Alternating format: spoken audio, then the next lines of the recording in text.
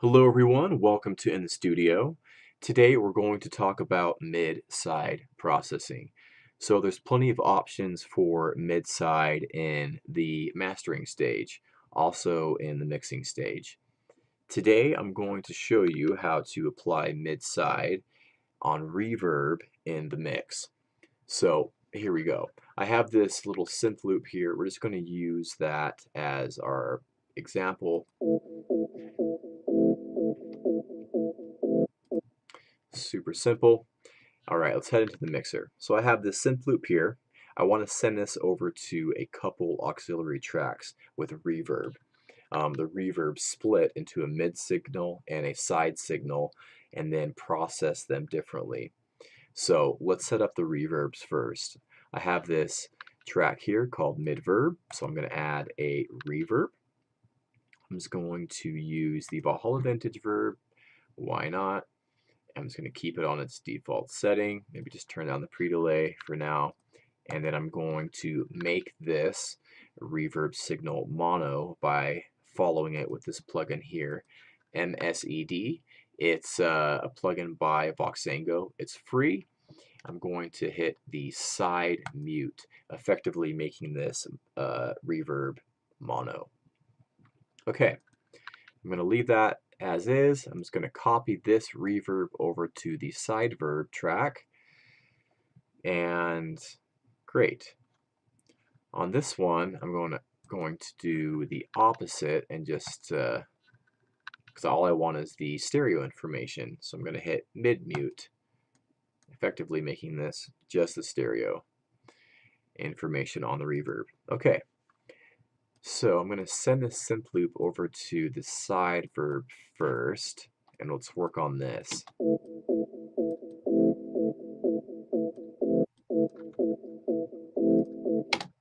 So what I want to do is let's add an EQ here, and I might just bring out some of these mid frequencies.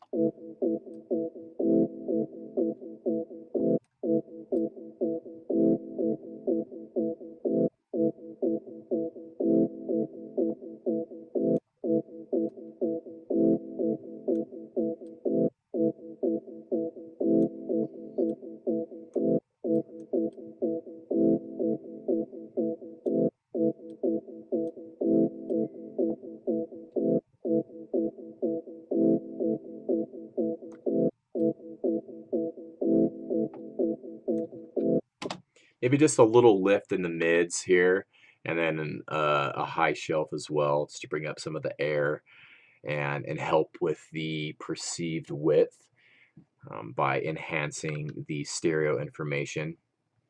And then I'm going to follow this with maybe a compressor. Maybe I want to bring out a little bit of the lower levels in that side information on the reverb. And again, helping with the perceived width.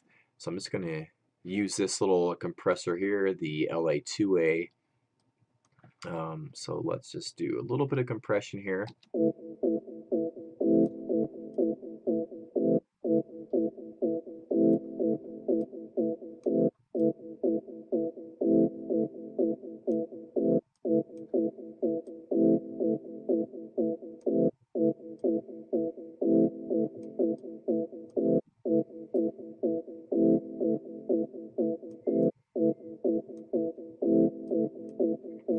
And this compressor is great too because it adds a little bit of character to the sound too, which is great in this application.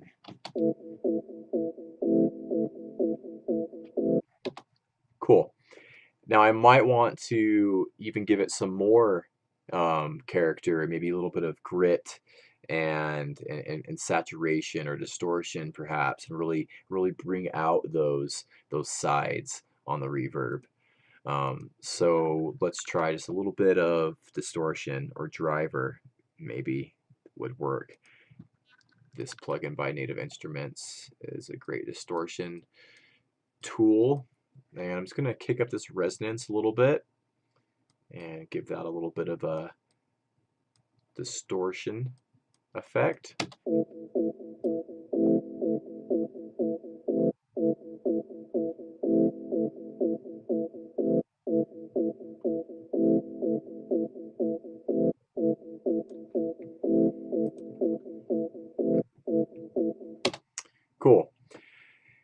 And then what I can also do is maybe introduce some subtle modulation as well, something like a chorus or a flanger or, you know, phaser, something to that effect.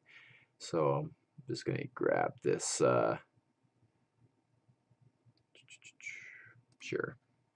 this phaser plugin and maybe just pull the mix down a little bit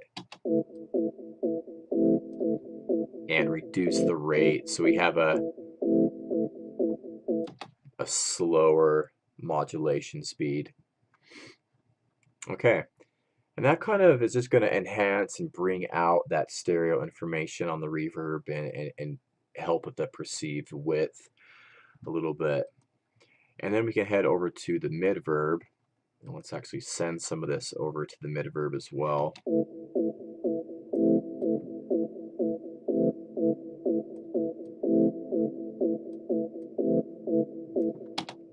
So on this, I'm just going to add a EQ.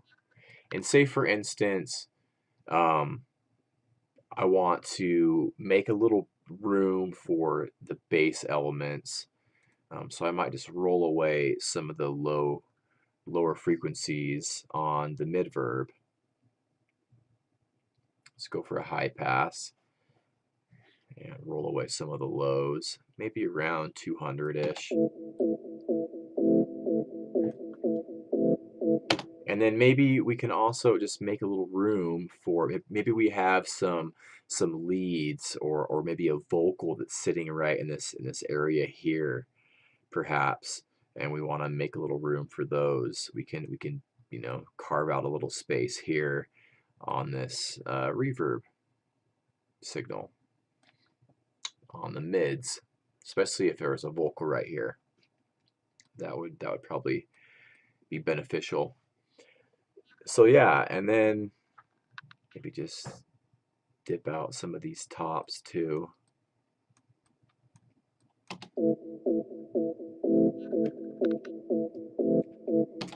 And that's probably all I would do to the mid signal or the midverb.